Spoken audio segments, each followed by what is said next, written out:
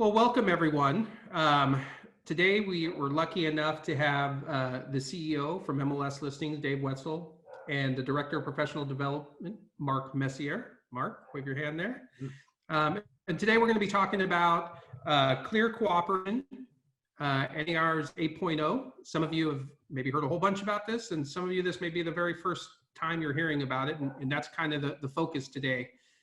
So we're going to start it with Mark.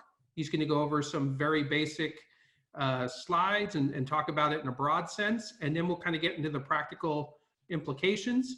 Please use the Q&A field if you have questions. Send it in there, and we'll have some breaks throughout, and definitely towards the end of this where we'll be able to answer all your questions. With that, I'm going to kick it off to Mark. Thank you Wonderful. So much, Mark. Great. Hey, Neil, thanks for asking us to come. Thanks for everyone to show up. 91, 92, your ticker just keeps going up with your membership, and that's great. Welcome, everybody. We were laughing and joking about the fact that I have been taking a creative writing class during my time off, and certainly trying to make the most of all the training opportunities as I am the Director of Professional Development. So I'm going to do a screen share here, and I'm hoping my partners, if Dave will let me know how things are looking. Yep, I can see it. Wonderful, and let's get it from the beginning, and there we go. Okay, so let's get started here.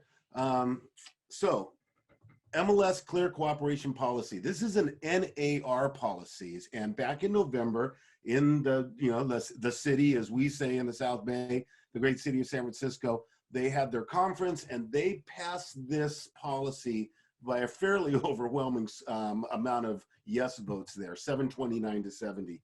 And what the policy states is that within one business day of marketing the property to the public, that's key, marketing the property to the public, the listing broker must submit the listing to the MLS for cooperation with other MLS participants, meaning so that everyone gets to see that listing. So if you're going to take it public, and public means, as you can see from this list, a flyer in the window, the sign in the yard, the digital marketing, crossing over brokerage to brokerage, advertising or marketing, going to a tour meeting and standing up and saying, I've got this listing.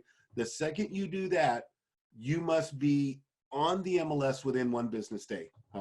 And that's the rule. That's going to be the policy come May 1st. That's the implementation date. And we'll talk about how we're going to work our way up to May 1st and what's going to happen after May 1st as we get everybody educated on this and bring this new way of doing business into the marketplace. Now, the rationale for the change was absolutely to bolster the cooperation, right? The positive, the competitive environment, not only for agent to agent, but also for the consumer as well, making sure that consumer gets to see all the opportunities for home buying, not just the ones that are on the MLS, because we know there have been those that are out there not on the MLS that you as a buyer's agent may not have gotten the opportunity to show your buyer, and that's what we're trying to cure here, and that's what NAR is going after. Certainly, it's going to prevent those HUD discrimination issues that are out there.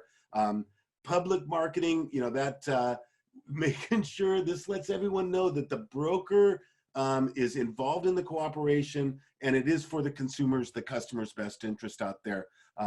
And for you agents, it ensures or helps ensure that you only need to go to one place to see all the listings. You don't have to go to the MLS site and then go over here to a private network site and then go to that tour meeting over there to pick up a few more.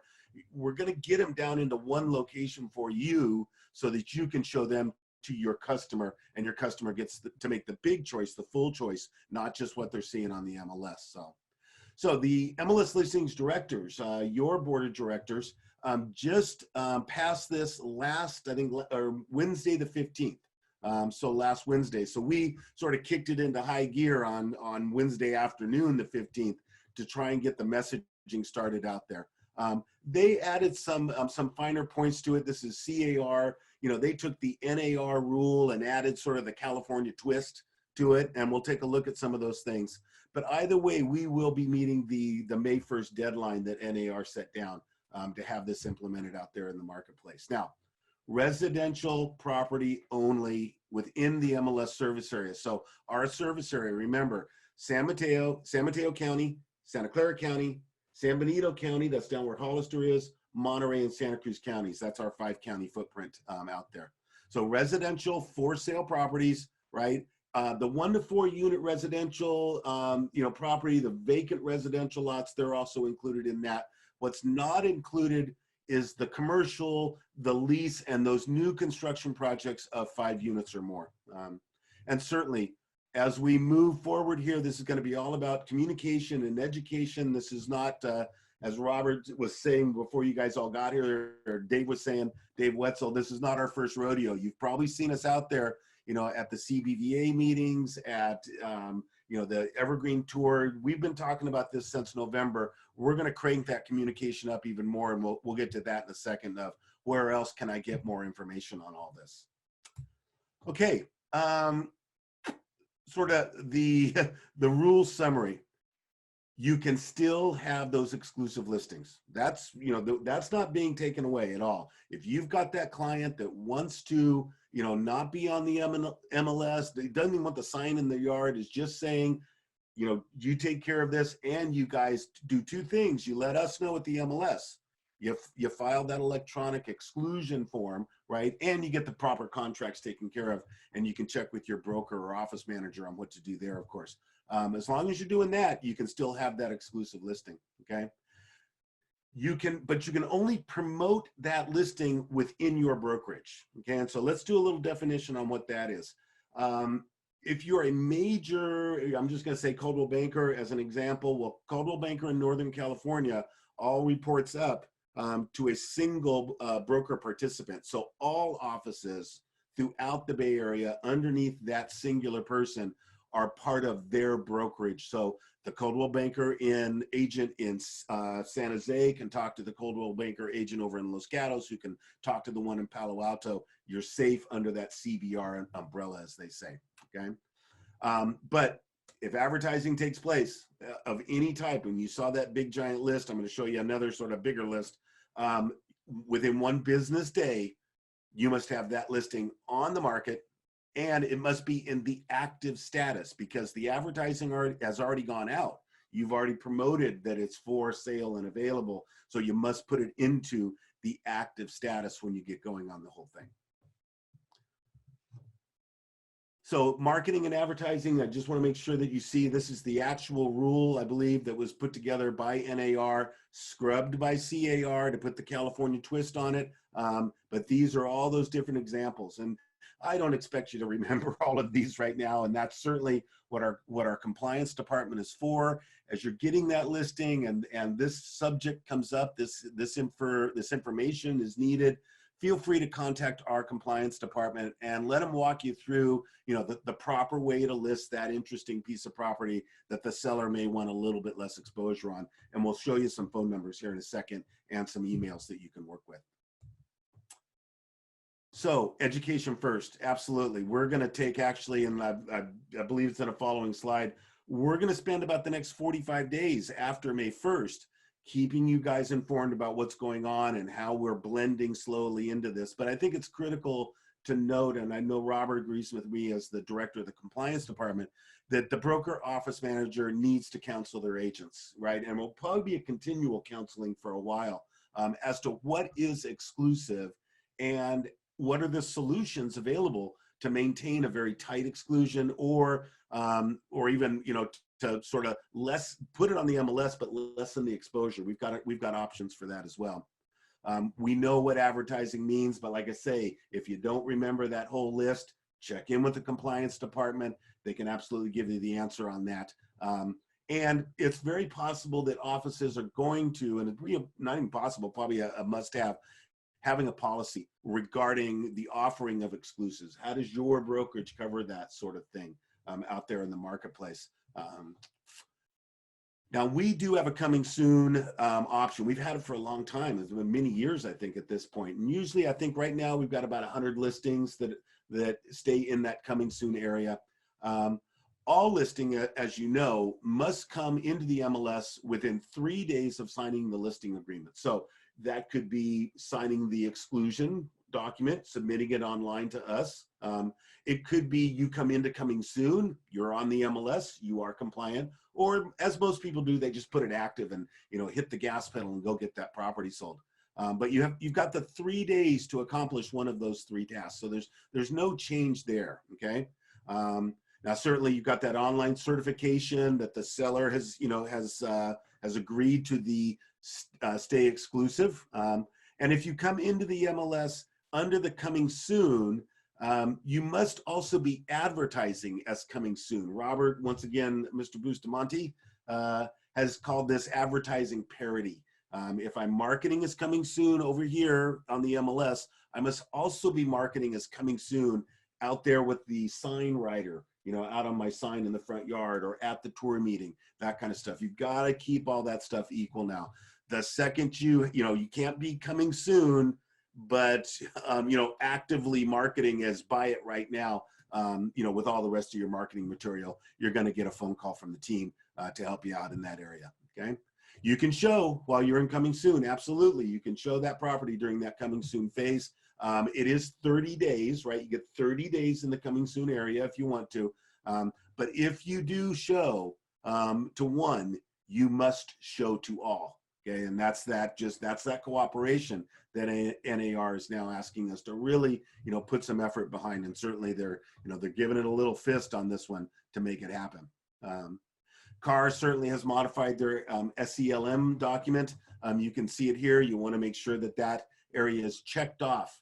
And then absolutely the appropriate signatures or initials on the page, letting that, that seller know that there are certain new roles and rules that need to be followed relating to exclusive listings and how they can be marketed, or basically how they cannot be marketed going forward as of May 1st. Now, once again, I already stated this, but let's reiterate. Education, communication, that's what's in effect right now, and moving past that May 1st date. We're planning for about 45 days of keeping you informed. Robert and I will be out in the field. We'll be making some on-demand videos for you so you can watch them later on if you need to. If you're caught violating the rule during that 45-day period, we're going to give you a call. We're going to give you a courtesy notice. We're going to let you know, your broker know, and then we're going to come up with solutions for you. We're going to help you walk through what you're trying to achieve on the MLS, what you're trying to achieve with your marketing of your listing. And because there are ways of having an active listing, but with no internet connection, right? It's not being syndicated out. An active listing with shown by appointment only, right? Not an open lockbox environment. So there are ways to bring down the exposure with an active listing within the MLS product, listing management product.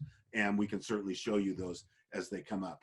Now the fine we're putting in place after the 45-day is $500, and it's escalated until you get that listing active on the MLS. So that's a day-by-day thing. But it stops at 15,000. I know we're not going to have that problem out there, but that's, they got to set the rule.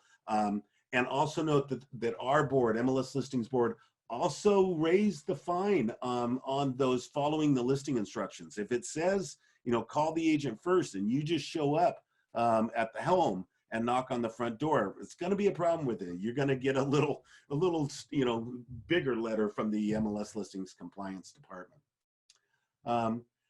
Hey Neil, good time probably to cut over to the questions if you got any, and I can certainly have Robert step in if it's a little too tough for Mark. So Neil, is there anything there we should address right now?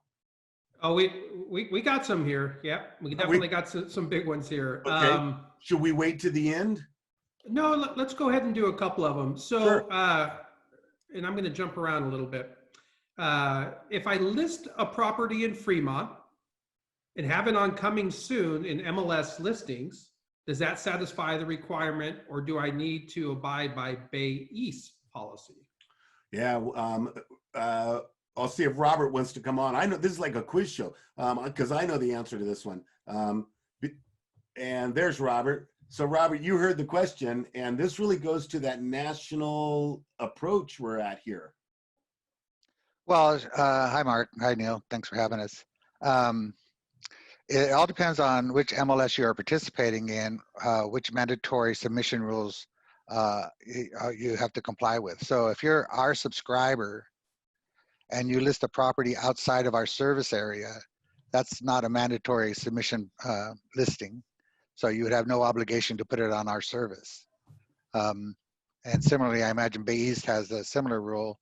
If they took it in Santa Clara and you're their subscriber, you would have no obligation to put it on their service. So I think the answer is no, you wouldn't have to put it on our MLS. Okay. So if you have it on one, you don't need to necessarily have it on both, because they could be a subscriber to both MLS systems. Right, and so again, so it's going to be where the property resides and which service area is mandatory submission for that property. So if you're a member of both, let's pick Bay East and our system, and you take a property in Alameda County, their rule would trigger and you'd have to submit it on their system or exclude it within whatever period of time. It wouldn't be mandatory submission in our system because it's outside of our service area. So only residential properties, 1 through 4 units located within our service area and that are under a exclusive right to sell or seller reserved or exclusive agency listing need to be submitted or would fall under this rule. Well, I don't.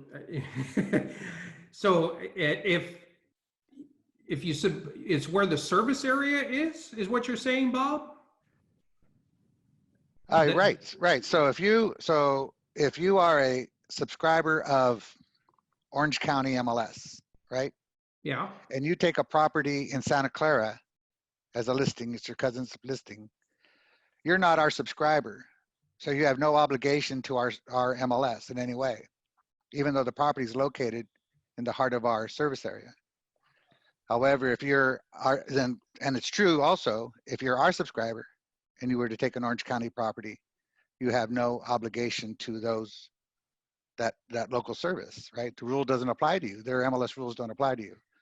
So similarly, in our market, if you're a Bay East subscriber, the Bay East rules apply to you. If you're an MLS listing subscriber, the MLS listings rules apply to you.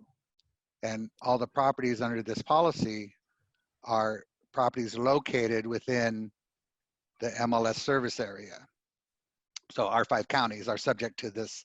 So residential listings within our 5 counties are subject to this rule for our subscribers. Okay, so if you're a subscriber of MLS listings and you have a listing in Fremont, which is typically Bay East, if you have it in or coming soon, you've met compliance. Yeah, there's no rule. There wouldn't be a rule that we would apply to that listing because it's outside of our service area. And conversely, if they're a member of Bay East and they have a listing in San Jose, they're compliant. If they're in compliance with Bay East rules, then they're compliant with MLS listings. So the service area doesn't matter as much. It's where you're subscribed. Is that what we're talking about? Well, so yeah, so sort of. It does matter because all the Alameda County listings must be submitted or fall under the Bay East rules. All the Santa Clara County listings taken by our subscribers will fall under our rules. So it does sort of matter where the property is located and where your MLS subscription is. So location. It doesn't matter where it is, and it matters where you are pretty much affiliated. You know what MLSs you're a subscriber to for those rules to apply. Okay. So that's the way it is today. I mean, that's not new. That's the way mandatory submission has worked forever. If you take a Santa Clara property and you're an MLS listing subscriber, you have to either list it or exclude it within 3 business days. Similarly, if you take a Fremont or San Francisco or Sacramento listing, the rules would not apply to that listing. And Robert, wouldn't you agree that, you know, for somebody who gets a listing in 45 days or so, and they go, what did Robert and Mark say, you know, 2 weeks ago? Best thing to do is to call the compliance department and allow us to get all the details and walk each individual agent through each solution they need, correct?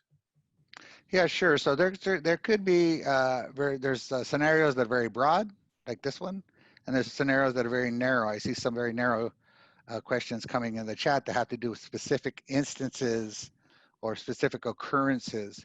And so we can handle those on case-by-case basis to help people at any time. Okay, well, let's go ahead and move on. It sounds like, as Mark suggested, when in doubt, go ahead and contact customer service and get this figured out. So, Got it. so I had a question here. Why would it have to be as active rather than inserted as coming soon? Well, that only depends on the type of advertising that was violating the policy. So if you have an excluded listing and you're advertising it to the public for sale, you obviously have advertised it already for sale as active. I'm selling this property. So we would say that you would put it on our system as active because you've already declared that activity, right? Coming soon has a different nuance to it. It means that I may not be ready to show. It's generally I'm not ready to show. I'm not ready for market. But if you're advertising to the public for sale, you're clearly ready to show and sell. So that would be our active status. Okay. Dave, I think you're out there. I may throw this next one to you if you want to pop in here real quick. So, Dave, there's been a lot of questions around fairness. There's always large brokers, there's small brokers. If large brokers are able to do these inter-office exclusions and small brokers can't, it always seems to be, concerns about fairness. Maybe you can kind of address that in this best way. I know you didn't make the rule, but maybe you can address it. Yeah, actually, we didn't make the rule there, Neil. That was a rule that has come down from NAR, and the National Association has come up with that definition of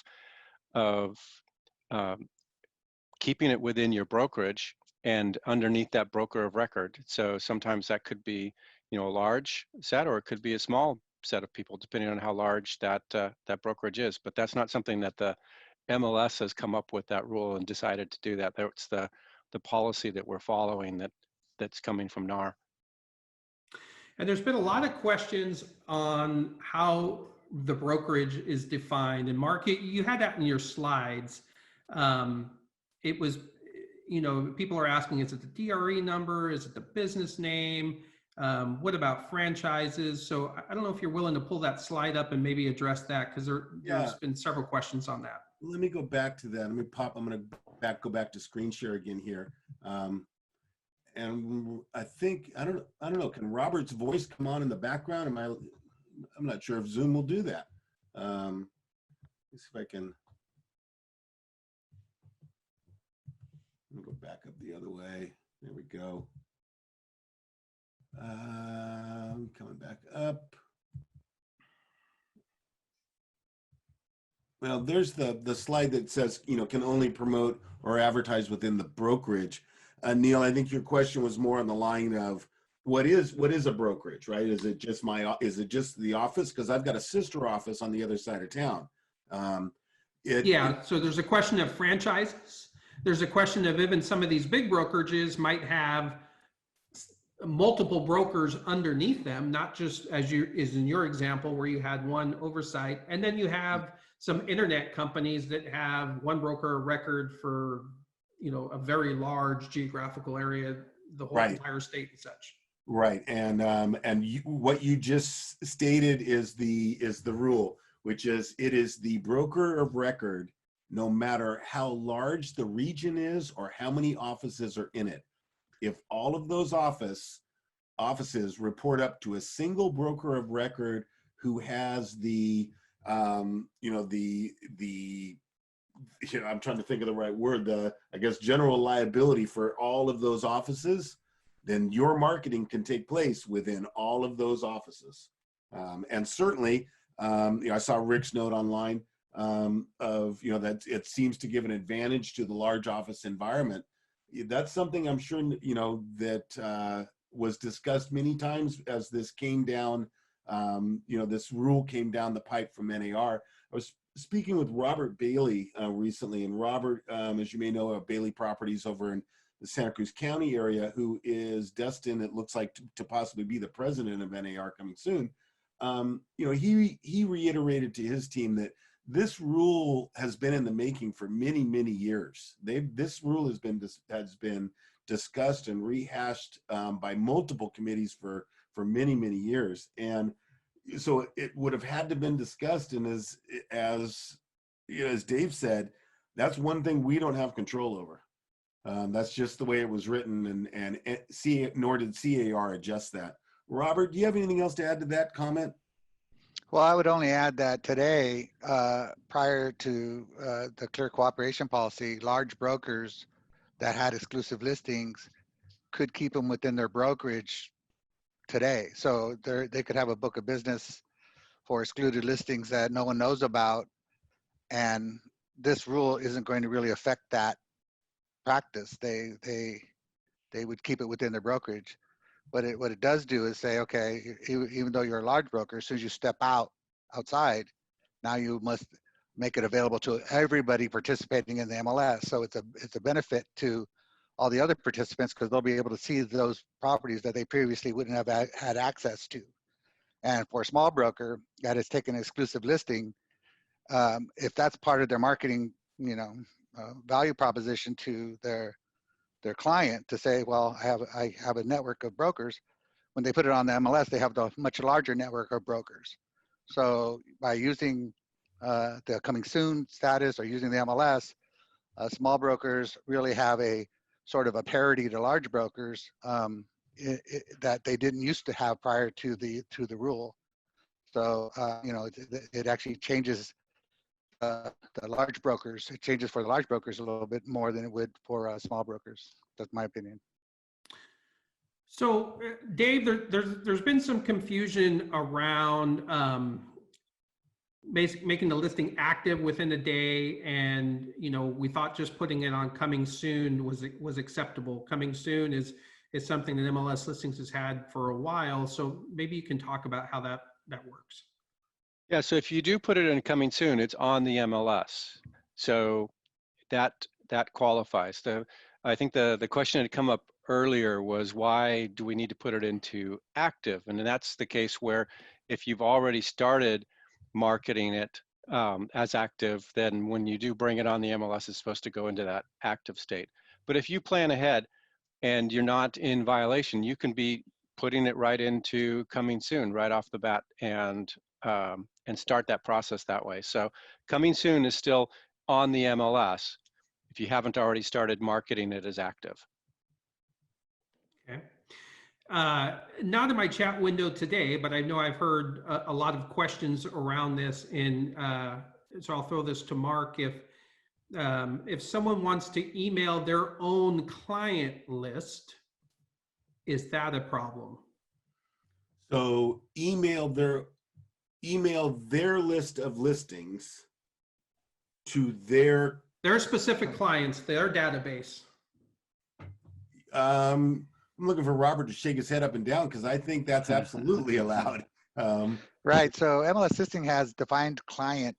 We always had a definition of client, and that's somebody that made themselves known to you and have told you the type of properties that they're looking for, or somebody that is obviously your seller's your client.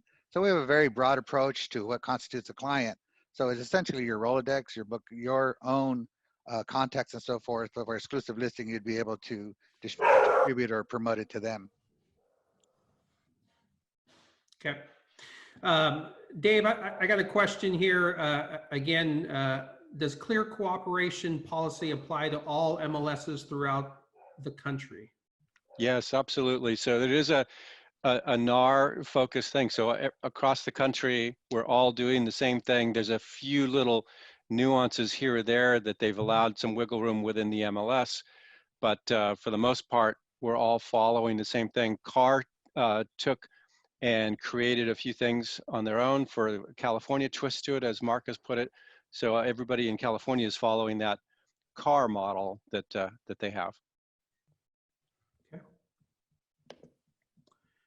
Let's see if I got any more questions in the box. If not, do you have any more slides, or did you want to talk about any other issues? I do. Yeah, let's go through just a few remaining slides and then come back and we'll see what else we pick up in the chat room and in the Q&A section. Let me pop back to my slide deck here And right there. And a link there. So this is where we left off. And I'm going to click in. There we go. So in summary, as Dave just said, this is a national policy, whether you're in New York, Georgia, Wisconsin, Arizona, California. It is a cross the beautiful land of ours, as they say, all working for that May 1st implementation date. Remember that we are at $500. We're just, other MLSs across the nation are looking to be a little more punitive with this. And so we have seen some 4-figure fines that are out there that are going to take place. But we feel that the MLS, the data needs to be complete. We as a group need to be cooperative, and the reliability of the data and certainly the access to the data, is equal as much as they can build it here. So, and certainly we've got, a place, if you want to read what we call the red line version, which is how the agreement was laid out by NAR and how it went through CAR.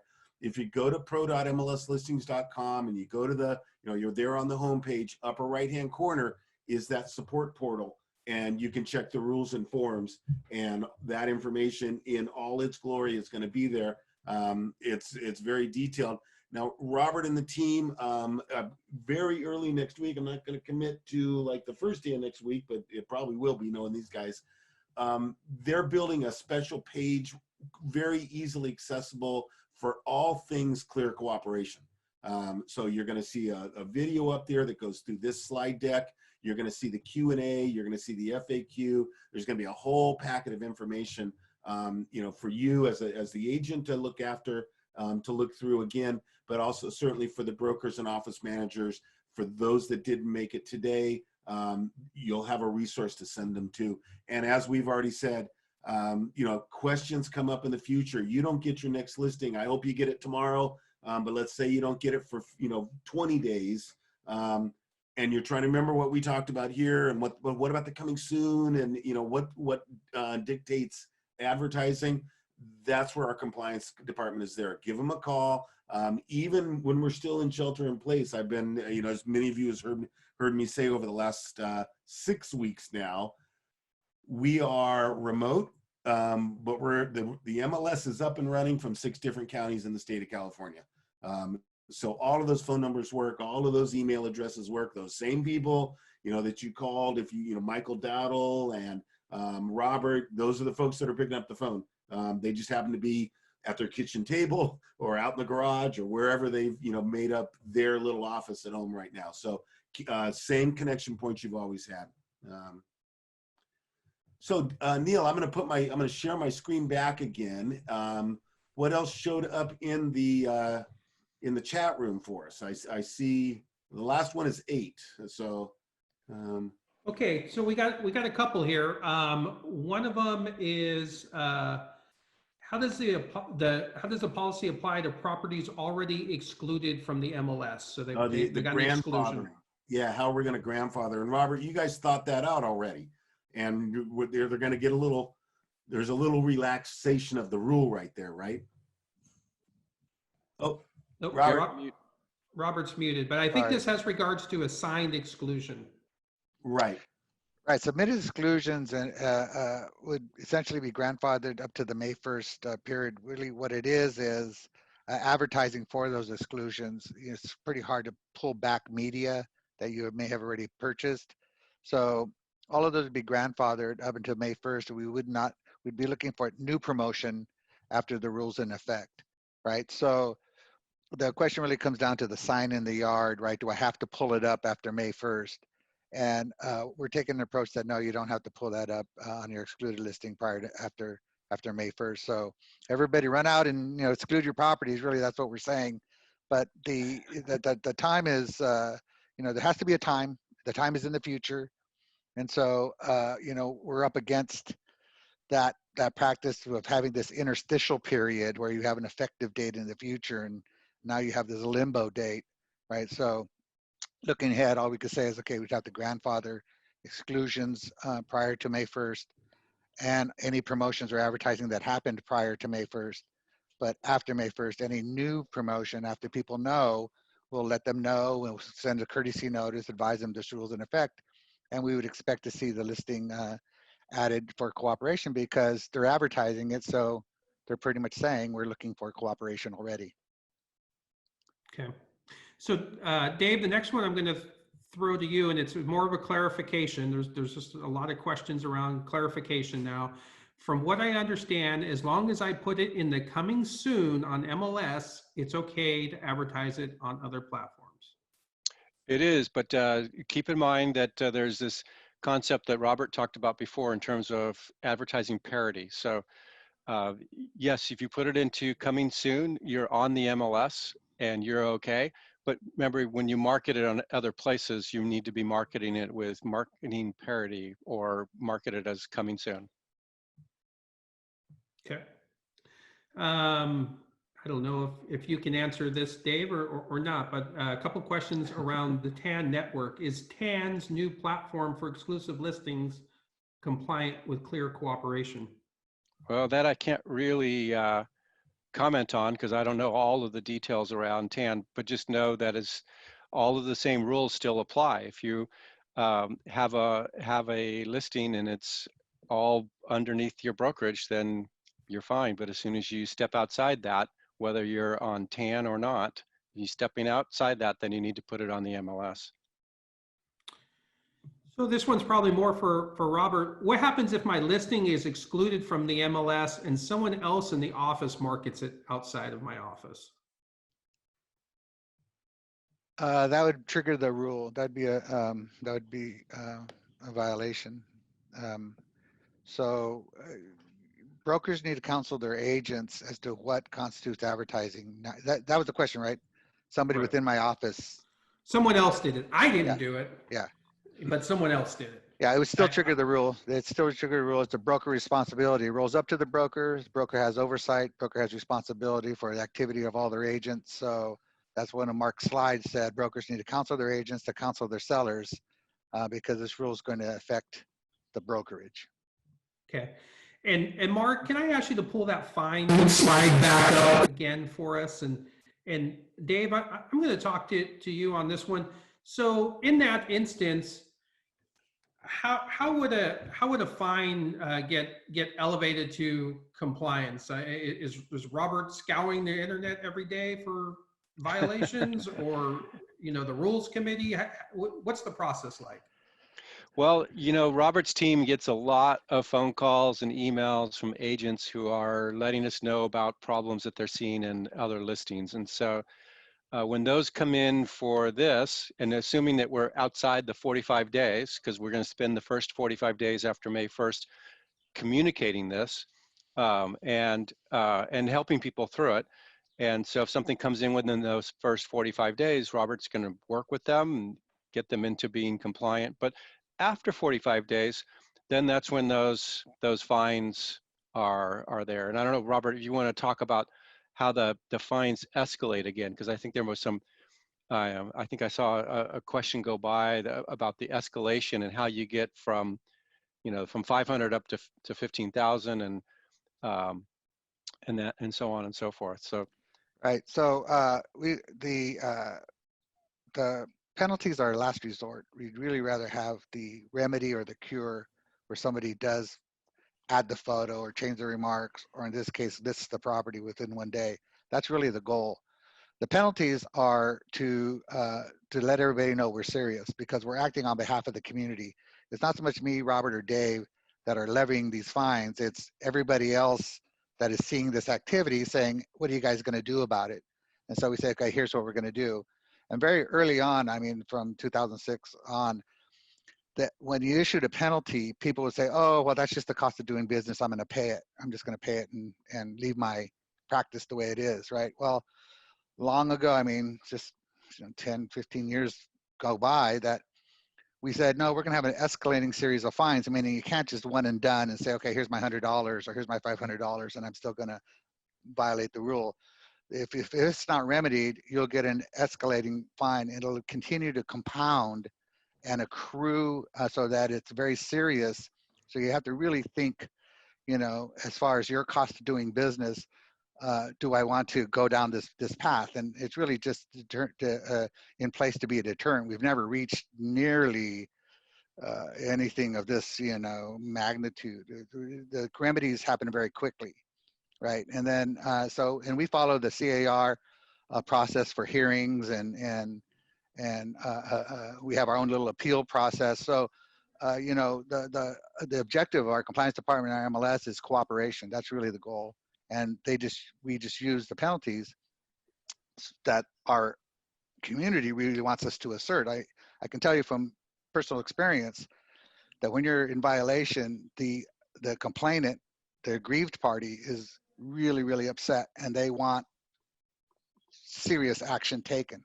And so we act on the behalf of the community by having these fines, these escalating fines. So it's not just rich people buy their way out of trouble, so to speak. This is something that we want to make sure that we keep people out of the commuter lane. So that $500, Robert, then escalates to 1,000 and so on and so forth. Likewise, I think there was a slide that said that there are other MLSs that we've been talking to about what they're doing, and they start at $5,000, but they're also escalating as well, right, Robert? So they go up and eventually hit that 15,000 limit that NAR has. Yeah, and there's they get into suspension, and there's this talk about expulsion, because this really is a participation issue. I'm talking about national dialogues that are happening. So it's going to evolve over time, and I know that everybody's going to be giving us feedback. They're giving us feedback right now, right? And so there's this set of subscribers that are vehemently opposed to the rule. And there's lots of liberty and civil rights arguments, but the NAR has vetted this policy to the best of their ability, all the way down through CAR, and so we are implementing the policy change under what we think are good circumstances, which are very reasonable and they're very fair. So Dave, once again, I think the preference is that you guys inform the subscriber that there's an issue and that they comply. Yeah. Fines don't kick in automatically. It's more of it starts with education, correct? That's correct. That's correct. Fines don't kick in until after that 45-day period, but also what Robert mentioned was we're not fining right away even after that 45-day period. We'll reach out to the agent and try to work with them to get them into compliance. And then if that doesn't happen, then there are fines. So we're hoping that there are none, that we just work with people that just needed to know more about how to do this, and we get them into the system. So there was a question about why did NAR come up with this policy? Why did NAR come up with clear cooperation? And the reason why, and it is to get everything into the MLS so everyone has equal opportunities to see all the listings. Now, there's clearly, like with any new rules, going to be some flaws, some gray areas, all sorts of questions as this thing gets rolled out. And I think that's why MLS Listings has taken a real soft hand on this. One of these gray areas is an interesting one that I saw in the chat. What if my seller promotes the listing? So my seller goes on Facebook and says, hey, I'm selling my house.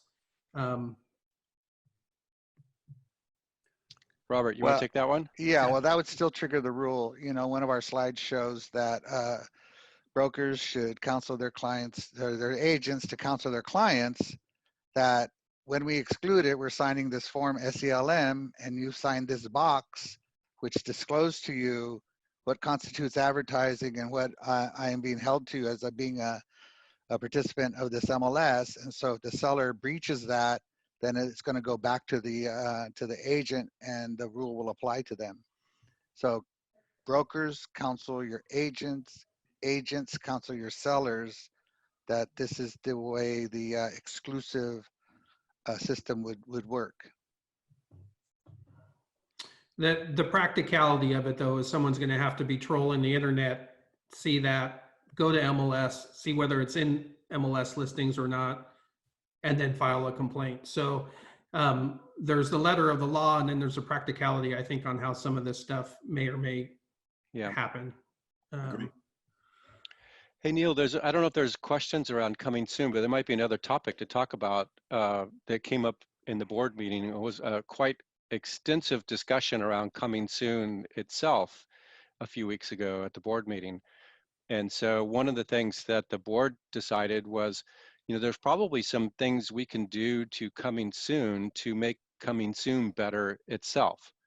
And, what we're anticipating is that we'll see more listings in this coming soon state.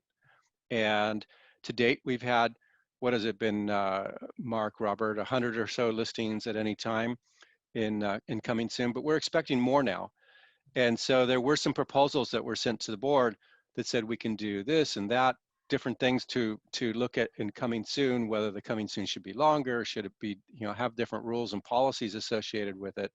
And what the board decided last week was that they wanted to give us some time to get more listings into that coming soon state, which we think will happen after May 1st. And then after we've got more people using coming soon, we need to go back and take a look at how they're using coming soon and what can we do to make improvements around coming soon and make make those changes at that point. So the board felt that they just didn't have enough knowledge of coming soon usage to make those changes now. So we made the changes to be compliant with clear cooperation. We're expecting to have another dialogue. Our next board meeting is in June. We're expecting to have more dialogue in June at the board meeting around coming soon and what can we do to make coming soon better? What kind of changes can we do? So there's still some things coming around that space. Okay. Here's a little nuanced one. This one's probably for Robert. Can the agent stop marketing rather than put it as active on the MLS? So my assumption is they've gone out, someone has turned them in, they've complained to MLS listings, you send them the letter that says you're advertising and it's not in the MLS. Can they just stop marketing at that point, or are now they required to put it into the MLS? Well, my opinion would be that that genie has left the bottle. When they made the conscious decision to market, they said it's my client's best interest to bring other brokers into the service or to make it available to the public at the exclusion of the other participants. So I think the community would demand that we enforce the rule and bring it into the system as available for cooperation. Okay. I am reading, there's lots of stuff coming through the chat. So going back and forth between chat and Q&A. Let's see what we got here. So Neil, I'll jump into this one. Robert, so the question, so if the home is coming soon, are we unable to take and accept an offer? Under the new environment, that would be correct, because don't you need to have an active listing to take an offer? Well, so our system allows coming soon to be shown and sold in coming Okay. soon status. One of the largest MLS in the country to the south of us has coming soon no show, right? And hold no show. So the only way you can sell really is an active status. So we understand that properties are being readied for market, and then there's degree of readiness, right? And then there's also degrees of interest. And so all of those are more analog than a digital on or off, right? And so, we don't have any restriction on showing coming soon listings, right? And so the only restriction we have is the message you're sending to the public and all the cooperating brokers that you would say this property is coming soon, right? And that's what we call the advertising parity.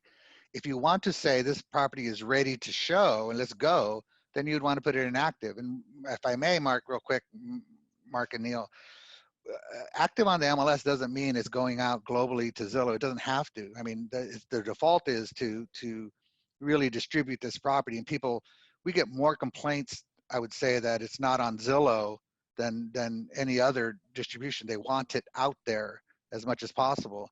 But in the event you have, you know, a seller that it wants restricted traffic, you can put it as active on the MLS, put it on no internet, and put shown by appointment only. You would go no lockbox, right? You would really throttle down the traffic to where you and your seller are controlling the amount of, you know, visibility and the amount of you know, promotion that you have. So you can do all of those things in active status. It doesn't necessarily have to be, you know, just in coming soon. So you can do that, and it's available to you right now. So that's just something to keep in mind. It's not all or none. You have degrees with promotion on the MLS. This is probably a good time to remind everyone why we are in shelter in place. There is no open houses. Your lockbox should be set as, you know, call by showing appointments only. And if at all possible, do virtual tours and not in person. If you need more information, please go to our website. We have a tremendous amount of resources there, but the rules have changed. So it's very important that you know what's coming on. So we're starting to wrap up here. Robert, any closing words? No, just that, you know, this the only thing I would leave everyone with is that this is a community of cooperating brokers, and the more we can get that broker to broker sharing of reliable information, it makes the MLS more valuable for everyone. And then just lastly, Dave can mention, or Mark can mention, that we did roll out virtual open house on our system, and we also have a virtual tour report on our system. So we're trying to keep all the properties visible, keep the market vibrant, keep seller confidence high as we're in the shelter in place as much as we can. Thank you, Yeah, Robert. Mark. Yeah, the virtual open house was something we just added this week. So that's something where you can have an open house, but it's virtual, where it's more of a live event as opposed to a recorded event, which would be more of the virtual tour type. Oh, Mark's even got it there to show you how you do that. For a quick demo, for you listing agents that want to put up the virtual open house, all you need to do is, you know, come to your active listings in listing management, and I'm going to choose. Let me get a few things out of the way here that are blocking me. There we go. There's this action bar over here on the far side, and although I'm going to open it up, your system probably won't allow you to see it. That's a Zoom problem over there. So you come to your active listings, you choose a listing, you use the action drop-down menu, and the fourth item down is what's called a virtual open house, and that allows you, and I think, Robert, you can see this screen, correct? Yeah. Yes. Yeah, this allows you to enter that information about the virtual open house. I'm going to put one on for the 29th at 1 o'clock from 1 to 4. I'm going to be hosting it, but you know, if you've got somebody else hosting it, could be the actual homeowner is walking around with that camera. You could put that person's name here. Here's your location for your link that you're going to get from Zoom, from Facebook Live, you know, all that, whatever platform you're using. And we put a big remarks area because some people are being more cautious, and they're using, you know, pre-registration required, or here's a password to get into my virtual open house. So we've built a big remarks area for you. Certainly on the dashboard, I'll go back to where we sort of started this whole thing. On the left-hand side down here, you have an index on the bottom left corner of here, you know, here's where all my virtual open houses are, as well as my current open houses. But remember, the open houses right now have been disabled.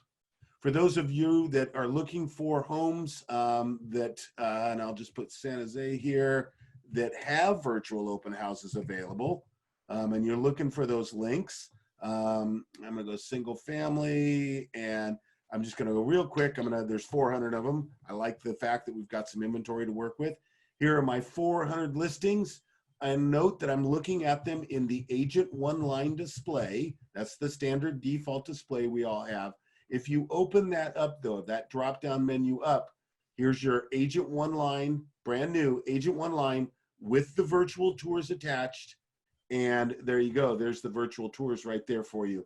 And even if you have multiple virtual tours, because remember, we allow the listing agent to put 4 different types of virtual tours onto each listing, we will show all those listings for you. And one last just little added thing, because it's always it's just interesting to note right now, especially in the SIP condition. If you'll note, my mouse is up in the actual column header for lot size, and I'm gonna do a left click, and I'm going to insert a brand new column. And there's remember, all of this information is available on our YouTube videos out there, but occupied by allows me to see which homes are owner occupied and which homes are vacant, which homes have a manager on site, that kind of stuff, or call agent. So a lot of different flexibility there. Note, if you go to YouTube and you type in MLS listings, the first 2 videos you're going to see are how to put in a virtual open house and how to search for virtual tour links available through the Matrix tool.